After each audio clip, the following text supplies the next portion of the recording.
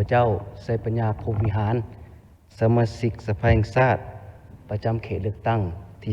13แขวงสะวรรณเขตก่อนอื่นข้าพเจ้ามีความเอกภาพสูงต่อเนื่องในบทรายงานของรัฐบาลถึงว่าในระยะ6 เดือนต้นปี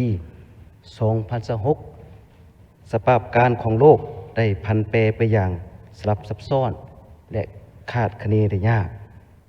เกิดสภาพความบ่สงบในตะวันออกกลางเหตุให้ราคาน้ำมันเชื้อไฟสูงขึ้นและส่งผลกระทบต่อการพัฒนาเศรษฐกิจของประเทศเฮาถึงอย่างไรก็ตามภายในประเทศเฮาก็มีเวียกงานสำคัญของชาติเป็นต้น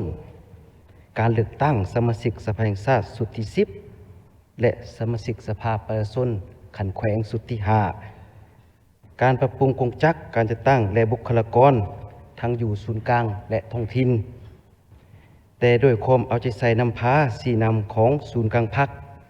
ความเป็นเอกภาพสูงระหว่างสภาแห่งชาติและรัฐบาลในการจัดตั้งพันขยายแนวทางนโยบายของพรรคเข้าสู่ในการเคลื่อนไหววิงานของรัฐได้หับหมากผลสำเร็จหลายด้านเหตุให้เศรษฐกิจมีการขยายตัวถึงในใดก็ตามข้าพเจ้าขอมี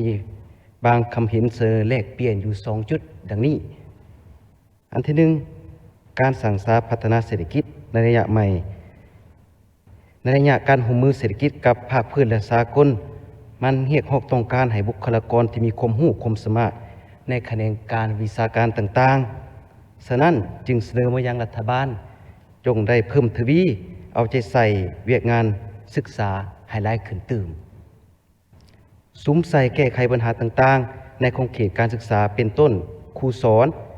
การเข้าเรียนคนนักเรียนการพัฒนาโครงสร้างการพื้นฐานของการศึกษาเพื่อเฮ็ดให้บุคลากรของประเทศเฮาหั่นมีคุณภาพได้ขึ้นตื่มอันที่2นับแต่ปี2025มานี้พวกเฮาได้ซุ้มใส่การปรับปรุงกงจักรการจัดตั้งของรัฐทั้งศูนย์กลางและท้องถิ่นโฮมบรรดากงจักรจำนวนหนึ่งเข้านำกันหลายรัฐบาลก็มีการโฮมบรรดากระทรวงสภาแห่งชาติก็มีการโฮมบรรดากรรมาธิการเข้ากันเฮ็ดให้กงจักรมีความกระทัดรัดและมีประสิทธิภาพขึ้นตื่ม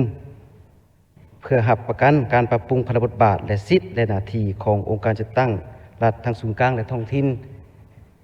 ให้ได้ผลดีขึ้นตื่มจากนั้นข้าพเจ้าจึงเสนอ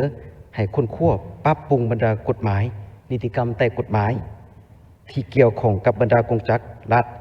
ที่มีการปรับปรุงแล้วเพื่อกำหนดขอบเขตสิทธิ์บ่ให้มีการ